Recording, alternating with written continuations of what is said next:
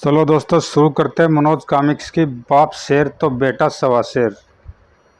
अच्छी कहानी है दोस्तों, बहुत ही ध्यान से सुनना। ये इस सेट की कॉमिक्स हैं, आप देख सकते हैं। कोई अच्छी हो तो बता देना। चलो फिर शुरू करते हैं। बहुत समय पहले की बात है, विराटनगर राज्य में ज्योतिषाचार्य हरिवल्लभ रहते थे। विराटनगर में उनकी ज्योतिषी विद्या का डंका बजता था। जन्म पत्री देखकर वे जो भी बताते सत्य निकलता। सुना है हरिवल्लभ जी जन्म पत्री देखकर जो भी घोषणा करते हैं वह बिल्कुल सही निकलती है। क्या यह सच है? लगता है तुम हरिवल्लभ जी के यहाँ जन्म पत्री दिखाने पहली बार आए हो, तभी ऐसी बात कर रहे हो। अरे भाई, हरिवल्लभ जी की जीवा में तो सरस्वती का वास है। यह जो भी घोषणा करते हैं सच होकर रहती है। इतनी कम उम्र में ज्योतिषी विद्या का इतना ज्ञान आश्चर्य है। उनकी पत्नी प्रथम बार गर्भवती हुई थी। प्रसव काल पूरा हो चुका था, अतः एक दिन उनकी पत्नी को प्रसव पूर्व की पीड़ा होनी अब प्रारंभ हो गई। ललिता, धीरज रखो, मैं अभी गंगादाई को बुलाकर लाता हूँ। हरिवल्लभ गंगादाई को बुलाने चला गया। कुछ देर बाद ही वह गंगादाई को साथ लेकर वापस लौटा। ललिता के कक्ष में गंगादाई के जाने से पहले उसने गंगादाई को गुलाब एक गुलाब का फूल देते हुए कहा, गंगादाई, अपनी जन्म पत्री देखकर मैंने यह तो पता लगा लिया है कि ललिता के एक ही संतान होगी और वह पुत्र ही होगा। अतः जैसे ललिता पुत्र को जन्म दे, तुम उसी क्षण यह फूल कमरे के बाहर फेंक देना। इस कार्य में तनिक भी देरी न करना। गुलाब के फूल को कमरे के बाहर गिरा देखकर मुझे पुत्र के जन्म का सही समय पता चल जाएगा। ठीक समय जानकर ही मुझे उनकी जन्म पत्री बनानी है। मैं इस बात का ध्यान रखूंगी ज्योतिषाचार्य जी। तब हरिवल्लभ कागज कलम और पंचांग ले वहीं कक्ष के बाहर बैठ गया। इधर कुछ देर बाद ही ललिता ने एक हष्टपुष्ट पुत्र को जन्म दिया। क्या बात है, बच्चा पैदा होने के बाद रोया क्यों नहीं? बच्चा रोएगा नहीं तो बचेगा कैसे?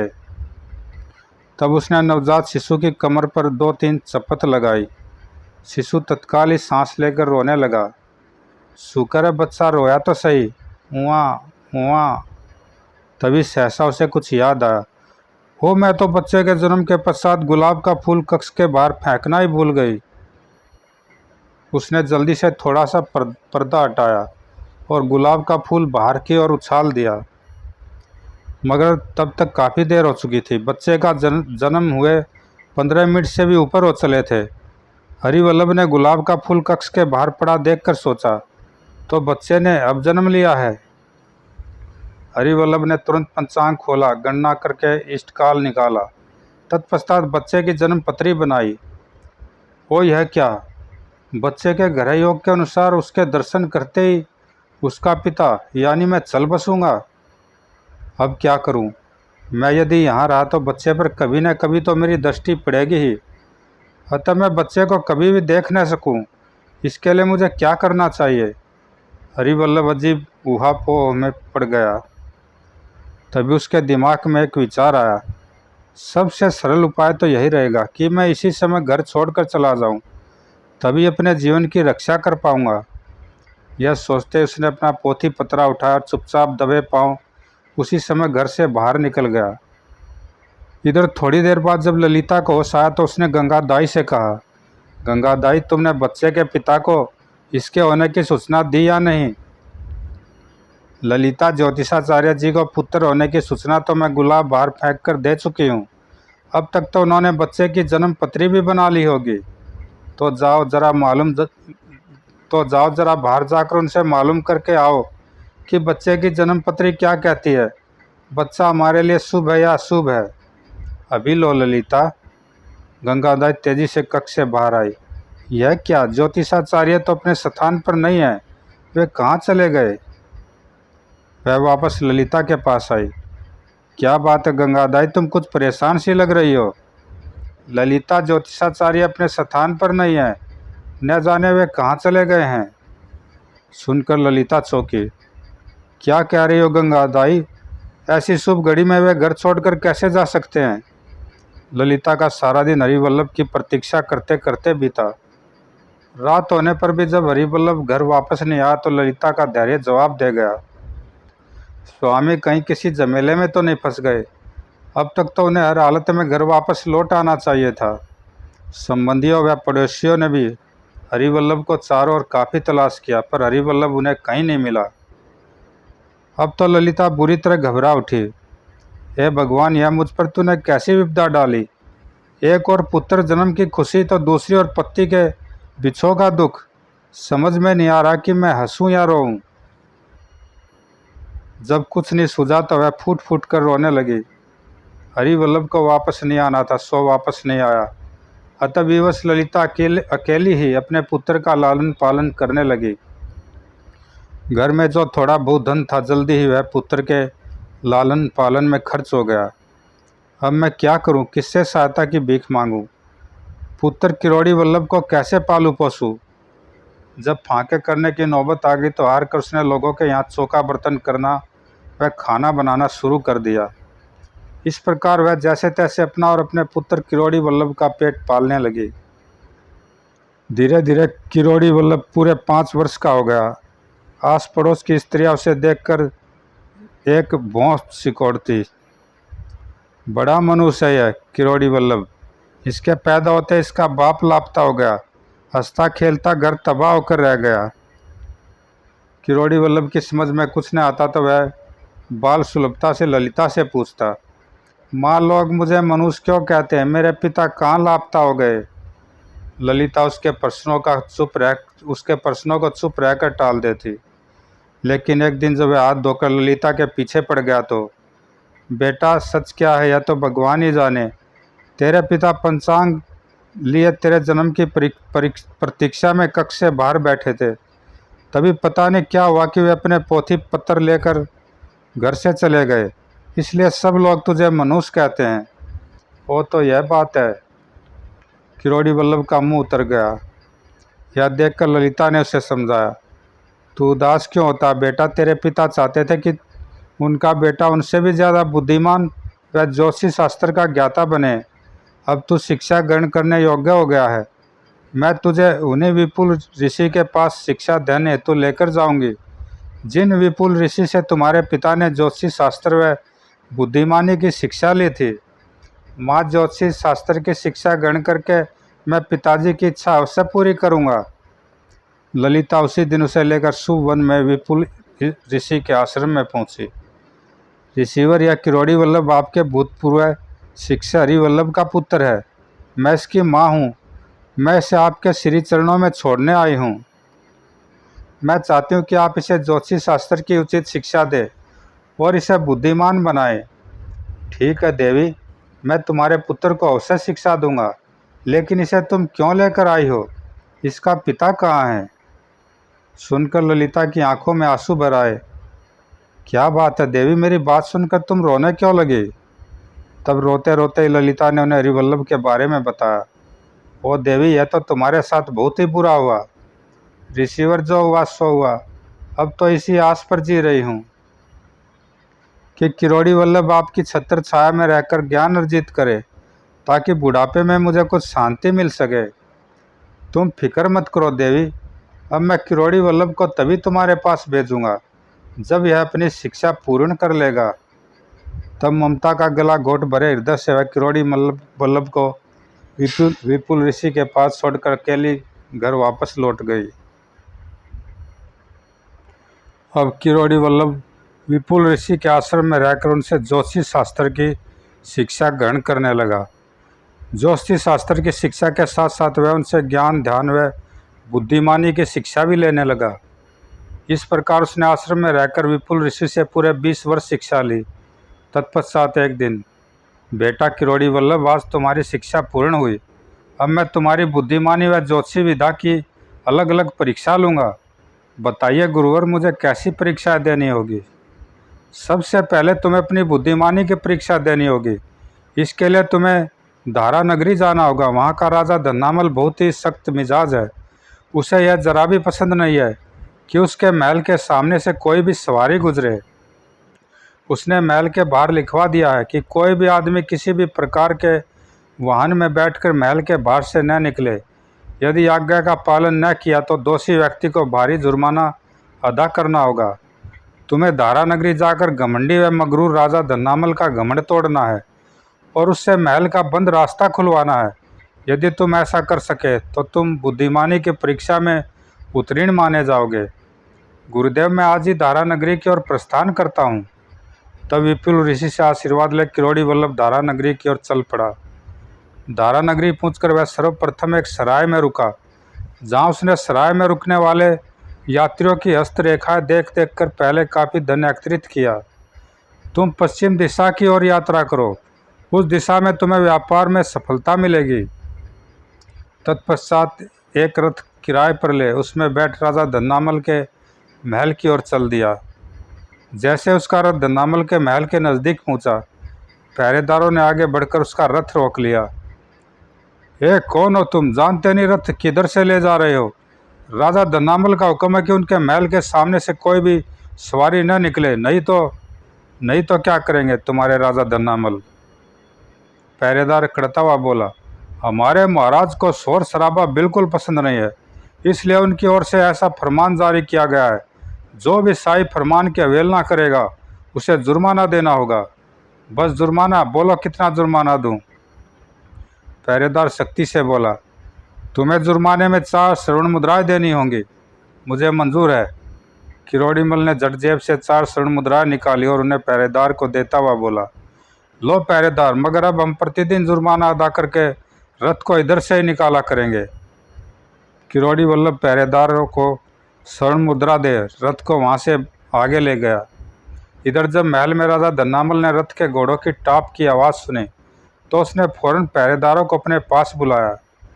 अभी कुछ देर पहले किसका रथ महल के बाहर से गुजरा था? पहरेदारों ने कांपते हुए धन्नामल को किरोड़ी वल्लभ के बारे में बताया।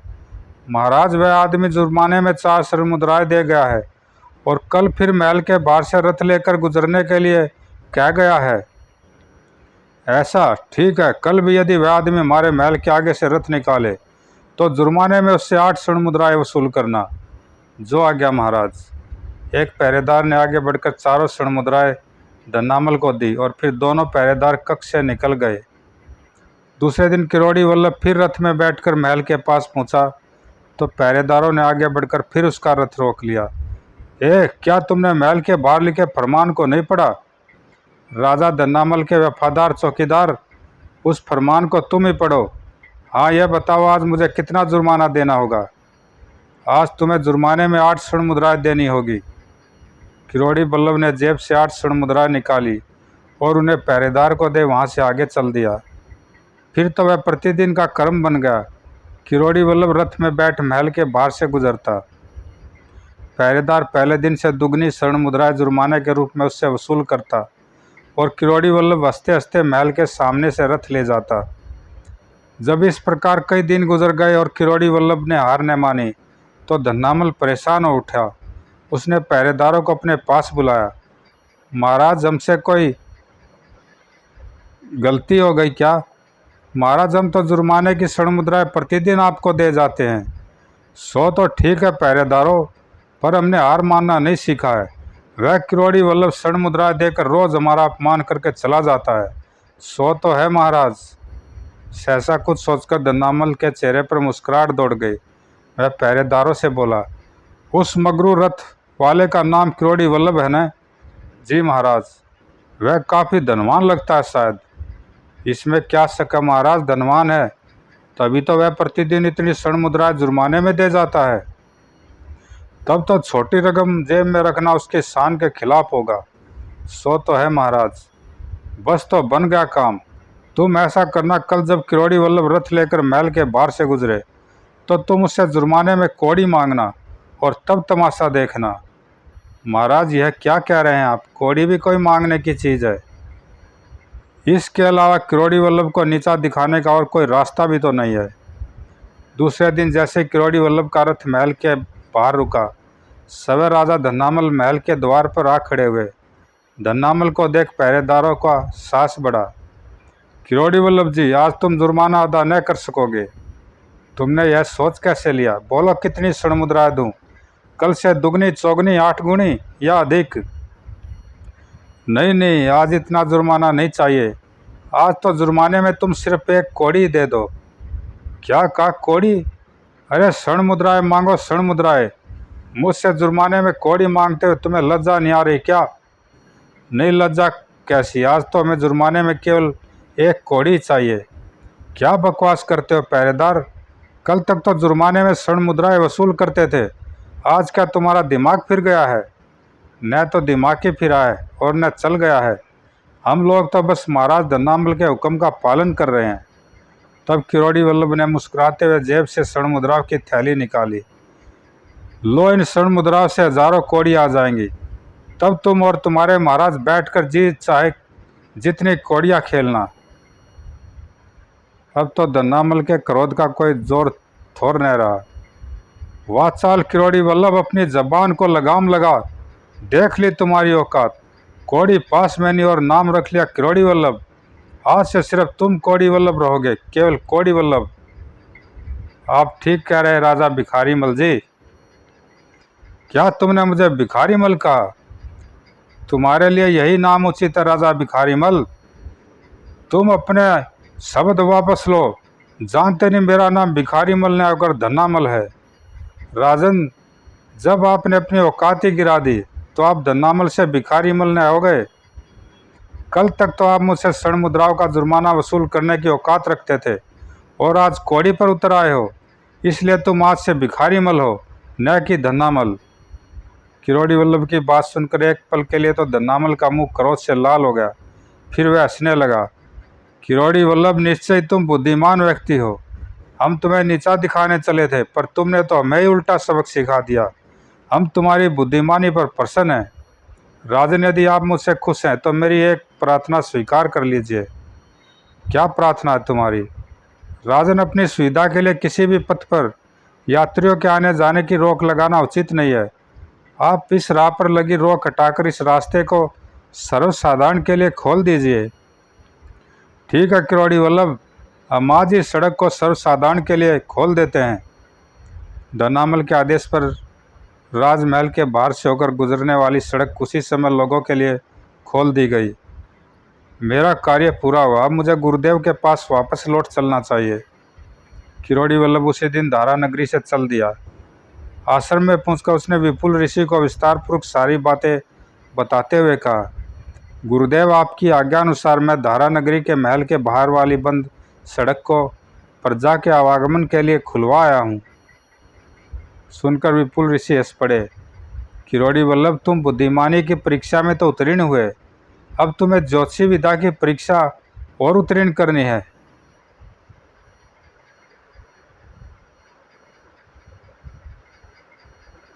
इसके लिए तुम्हें प्रशांत नगर राज्य में जाना होगा।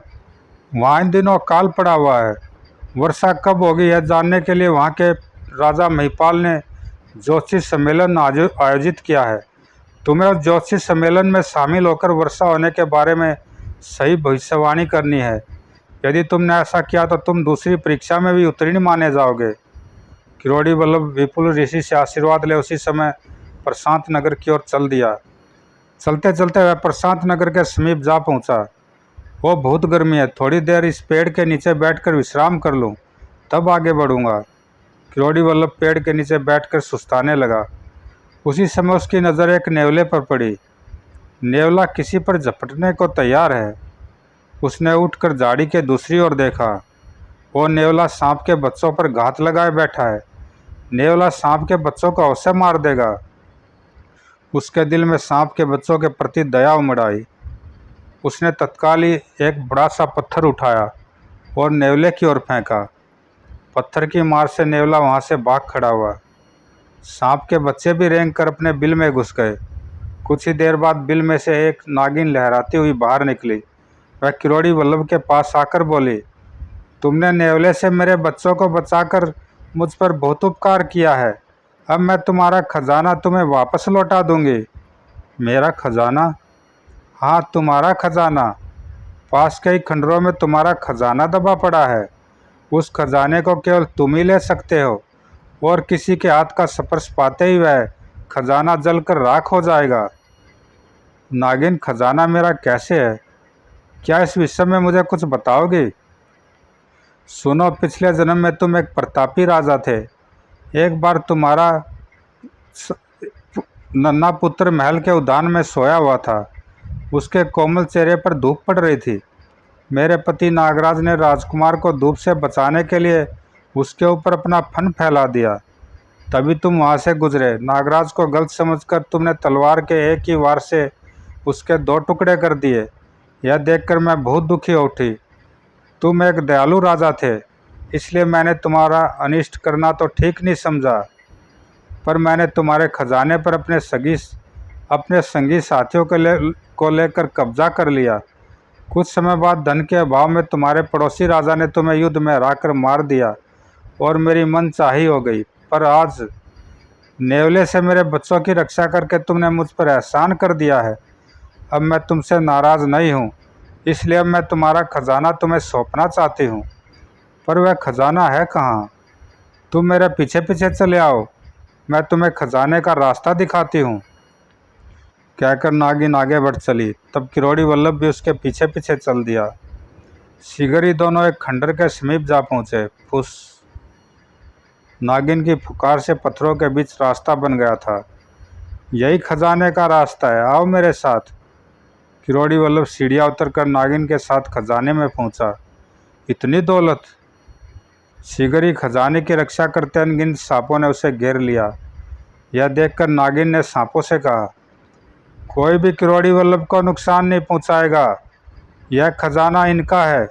आज से इस खजाने को मैं इन्हें सौंप रही हूँ। नागिन का कथन सुनते सारे नाग चुपचाप खंडर से बाहर चले गए। तब किरोड़ी वल्लभ ने नागिन से कहा, नागिन, इस समय तो मैं आवश्यक कार्य से प्रशांत नगर जा रहा हूँ। वहाँ से वापस लौटते समय ही मैं खजाने को यहाँ से ले जाऊँगा। मेरे वापस लौटने तक तुम्हें इस खजाने की और रक्षा करनी होगी। ठीक है। तब नागिन से विदा ले किरोड़ी वल्लभ पुनः प्रशांत नगर की ओर चल दिया। इसे कहते हैं किस्मत। एक ही झटके में किस्मत ने मुझे खजाने का मालिक बना दिया। जल्दी वह प्रशांत नगर जा पहुंचा। लगता है ये सभी ज्योतिष सम्मेलन में भाग लेने के लिए राज दरबार की ओर ही जा रहे हैं। मुझे भी इनके पीछे पीछे महल की ओर चलना चाहिए। अन्य ज्योतिषियों के साथ किरोड़ी वल्लभ भी राज दरबार में जा पहुंचा। जब सभी ज्योतिषी ने अपना अपना स्थान ग्रहण कर लिया तो राजा महिपाल ने घोषणा की, आप सभी लोग जानते हैं कि यह ज्योतिष सम्मेलन हमने क्यों बुलाया है। आप सभी विद्वान हैं, ज्योतिष से गणना करके बताएं कि राज्य में वर्षा कब होगी। सही भविष्यवाणी करने वाले को उचित पुरस्कार दिया जाएगा। गणना करके एक ज्योतिषी ने घोषणा की, महाराज, वर्षा का योग तो है ही नहीं। ओह! महिपाल बुरी तरह परेशान हो उठा। तब एक अधेड़ ज्योतिषी ने उठकर महिपाल से कहा, महाराज, घबराइए नहीं, मेरी गणना के अनुसार आज शाम 5:10 पर वर्षा होने का योग है। अच्छा। किरोड़ी वल्लभ भी अपनी गणना पूरी कर चुका था। वह तुरंत अपने स्थान से उठकर राजा महिपाल से बोला, महाराज, वर्षा 5:10 पर नहीं, अपितु 5:15 पर होगी। किरोड़ी वल्लभ का कथन सुनकर अधेड़ ज्योतिषी का मुंह लाल हो गया। वह तीखी आवाज में उससे बोला, तू कल का छोकरा हमारी गणना में दोष निकालता है। अरे, मैं तो वर्षा होने के साथ साथ एक दावा और भी करता हूँ। वर्षा के साथ साथ ओले भी पड़ेंगे। एक एक ओला 50-50 ग्राम का होगा। आपका यह कहना तो ठीक है कि वर्षा के साथ ओले भी पड़ेंगे, पर यह कहना गलत है कि ओले एक एक छटांग के होंगे। ओले एक एक छटांग के न होकर उससे कुछ कम के होंगे। ठीक है, ऐसा ही सही। इस समय 4 बजे हैं। 5:10 पर सुबह ही इस बात का फैसला हो जाएगा कि कौन गलत है कौन सही। लेकिन आकाश में चमकता सूर्य तो आग उगल रहा है। आकाश में बादल नाम मात्र को भी नहीं है, फिर वर्षा कैसे होगी? राजन, वर्षा होगी, अवश्य होगी। तब किरोड़ी वल्लभ और अधेड़ ज्योतिषी के कहने पर महिपाल सहित सब लोग उठकर बाहर खुले मैदान में आ गए। महाराज, यहीं पर रुक कर हमें वर्षा की प्रतीक्षा करनी है। ठीक 5 बजे पता नहीं कहाँ से आकर आकाश में काली घटाएं छा गई। चमत्कार, दोनों ज्योतिषियों का कथन सच निकला। अब देखना यह कि वर्षा 5:10 पर होती है या 5:15 पर। धीरे धीरे 10 मिनट बीत गए पर धरती पर वर्षा की एक भी बूंद न पड़ी। यह देखकर डेढ़ ज्योतिषी चौंका। यह क्या, वर्षा क्यों नहीं हुई? आज से पहले तो मेरी गणना कभी झूठ नहीं हुई, फिर आज यह नौहनी क्यों? जैसे 5:15 हुए, वर्षा की झड़ी लग गई। वो आखिर वर्षा हो ही गई। युवा ज्योतिषी की भविष्यवाणी अक्षरक सत्य निकली। तभी वर्षा के साथ ओले भी पड़ने लगे। यह भी भविष्यवाणी सच हो गई। अब इन ओलों को तुलवा कर देखा जाए कि इनका वजन कितना है।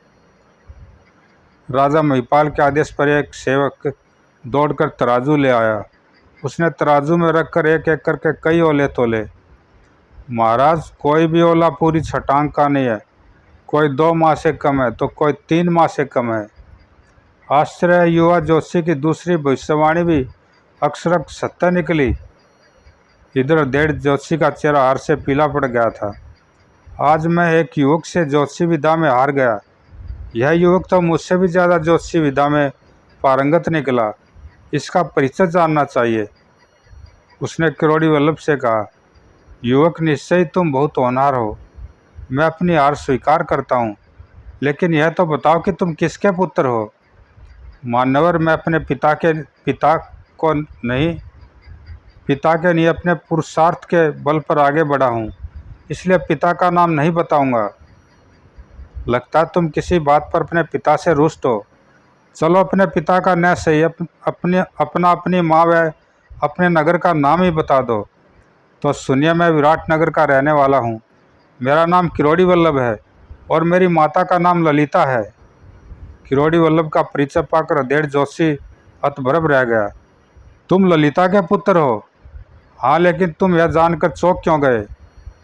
बेटा, मैं तुम्हारा पिता हरिवल्लभ हूँ। क्या? हाँ बेटा, तुम्हारे जन्म लेते ही मैं घर त्याग कर चला आया था। लेकिन क्यों? आपने मुझ पर और मेरी माँ पर यह जुल्म क्यों किया? बेटा, तुम्हारी कुंडली में पितर हंता योग था। उस कुंडली के अनुसार तुम्हें तो मंदबुद्धि होना चाहिए था और तुम्हारा कद छोटा होना चाहिए था। लेकिन कुंडली के विपरीत तुम लंबे डील डोल के वह अत्यंत बुद्धिमान हो। फिर तुम्हें देखकर मेरी मृत्यु भी नहीं हुई। समझ में नहीं आ रहा कि तुम्हारी जन्म पत्री की बातें इस प्रकार झूठी कैसे हुई। वो तो यह कारण था आपके घर छोड़कर चले जाने का। हाँ बेटा, मेरे घर परित्याग का यही कारण था। पिताजी, अब मैं आपको बताता हूँ कि आपके द्वारा बनाई गई मेरी जन्म पत्री झूठी कैसे सिद्ध हो गई। सुनिए, गंगा दाई ने मेरे जन्म के तुरंत बाद ही गुलाब का फूल कक्ष से बाहर फेंकने में देरी कर दी होगी। आपने गुलाब के फूल को देखकर ही मेरे जन्म के समय का गलत अंदाज़ा लगाया होगा और उसी समय के अनुसार ही आपने मेरी जन्म पत्री बनाई होगी। इसलिए जब जन्म पत्री सही नहीं बनी थी तो उसमें लिखी बातें भला कैसे सच निकलती। वो गलत गणना के कारण मैं इतने वर्षों तक अपने परिवार से दूर भटकता रहा। पिताजी, शायद हमारी किस्मत में ऐसा ही लिखा था, इसलिए दुखी न होइए। तुम जैसा विद्वान बेटा पाकर मैं आज अपने आप को गौरवान्वित अनुभव कर रहा हूँ। आओ मेरे सीने से लग जाओ। किरोड़ी वल्लभ आगे बढ़कर पिता की छाती से लग गया। हरिवल्लभ की आंखों से खुशी के आंसू बहने लगे। बाप बेटे का यह अनोखा मिलन देखकर सब लोग हैरान थे। राजा महिपाल ने भी मुस्कुराकर यही कहा, भाई वाह, बाप बेटे की कैसी सुंदर जोड़ी है। बाप शेर है तो बेटा सवा शेर है। कुछ पल बाद, किरोड़ी वल्लभ, यह तो बताओ, तुमने वर्षा के सही समय और ओलों के सही वजन को किस प्रकार जाना? महाराज, यह तो बड़ी सरल बात है। 5:10 पर बूंदें आकाश में बनी। उन्हें धरती पर आने में 5 मिनट तो लगने ही थे। इस प्रकार ओला आकाश से तो छटांग का ही गिरा था, पर जमीन तक पहुँचते पहुँचते वह 2-3 माह से तो गलेगा ही। महाराज, गणित का शुद्ध होना ही पर्याप्त नहीं है। फल बताते समय व्यवहारिक बुद्धि का प्रयोग भी अनिवार्य है। मैंने ज्योतिषी और व्यवहारिक बुद्धि का प्रयोग करके ही सभी भविष्यवाणी की थी। किरोड़ी वल्लभ, निश्चय तुम अत्यंत बुद्धिमान विद्वान हो। हम कई वर्षों से ऐसे ही सुपात्र की तलाश में थे। किरोड़ी वल्लभ, हम तुम्हें अपना दामाद बनाना चाहते हैं। हमारी पुत्री राजकुमारी चंद्रिका के साथ तुम्हें विवाह करने में कोई ऐतराज़ तो नहीं है? क्षमा करें महाराज, इस समय मेरे पिता यहीं मौजूद हैं। आप मेरे विवाह की बात उन्हीं से कीजिए। ओह, यह तो मैं भूल ही गया था। तत्पश्चात, हरिवल्लभ जी, क्या आपको यह रिश्ता स्वीकार है? क्यों नहीं महाराज, आपसे रिश्ता जोड़कर मैं अपने आप को गौरवान्वित महसूस करूँगा। तो आइए हमारे साथ महल में चलिए। आज से आप हमारे राज के मेहमान हैं। चलिए राजन। महिपाल ने पिता